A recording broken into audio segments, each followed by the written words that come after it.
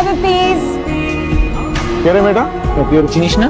না বিদা, এবার কালচারাল ক্লাবের প্রেসিডেন্ট হয়েছে। কালচারাল ক্লাবের প্রেসিডেন্ট হয়েছে, দেশের প্রেসিডেন্ট তো আর হয় নাই। তারপরে ক্যাম্পাসে ইচ্ছা মতো শোখানে ডাস্টবিন বসেছে। তখন কি পিচের মধ্যে ডাস্টবিন বসাবে না? সব হয়।